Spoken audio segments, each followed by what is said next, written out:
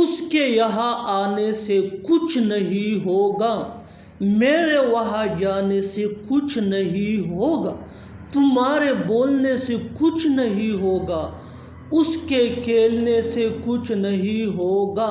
ان جملوں کو غور سے دیکھو۔ ایسی جملے ہم اپنے ڈے ٹو ڈے لائف یعنی روزمرہ زندگی میں روز بولتے یا سنتے ہیں۔ ایسی جملے ہمیں ضرور بولنے یا سننے کو ضرور ملتے ہیں اپنے ڈے ٹو ڈے لائف میں۔ ان جملوں میں ہم کہہ رہے ہیں کچھ نہیں ہوگا، یعنی ہر سینٹینس میں کچھ نہیں ہوگا بار بار ریپیٹ ہو رہا ہے۔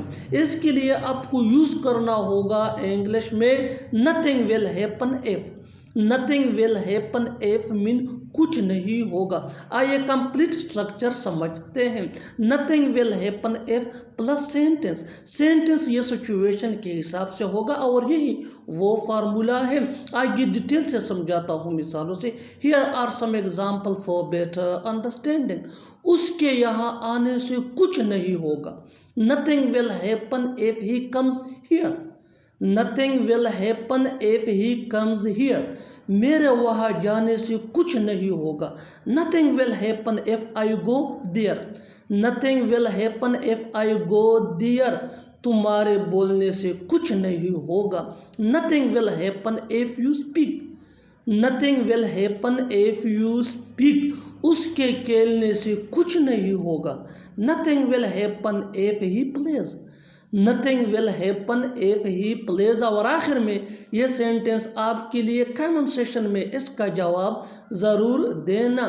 تمہارے چلانے سے کچھ نہیں ہوگا۔ تمہارے چلانے سے کچھ نہیں ہوگا۔ Subscribe to English piece for more advance English sentence structure. Thanks man. کب سے وہ پڑھ رہا ہے، کب سے ہم کھیل رہے ہیں، کب سے وہ یہاں آ رہی ہے، کب سے وہ لوگ جا رہے ہیں۔ ان جملوں کو غور سے دیکھو۔ ایسی جملے ہم اپنی ڈے ٹو ڈے لائف یعنی روزمرہ زندگی میں ضرور بولتے یا سنتے ہیں۔ ایسی جملے ہمیں روز بولنے یا سننے کو ضرور ملتے ہیں اپنے ڈے ٹو ڈے لائف میں۔ ان جملوں میں ہم کہہ رہے ہیں کب سے، یعنی ہر سینٹینس میں کب سے بار بار ریپیٹ ہو رہا ہے۔ اس کے لیے آپ کو یوز کرنا ہوگا انگلش میں سینس وین۔ سینس وین مین کب سے۔ آئیے کمپلیٹ سٹرکچر دیکھتے ہیں۔ Let me explain.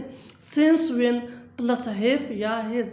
ہیو یہ آئی وی دے یا پلورل نیم کے ساتھ یوز ہوتا ہے۔ ہیز یہ ہی شی ایٹ یا سنگولر نیم کے ساتھ یوز ہوتا ہے۔ Plus subject plus been plus verb plus I N G plus other words. آگے ڈیٹیل سے سمجھاتا ہوں مثالوں سے۔ Here are some examples for better understanding۔ کب سے وہ پڑھ رہا ہے۔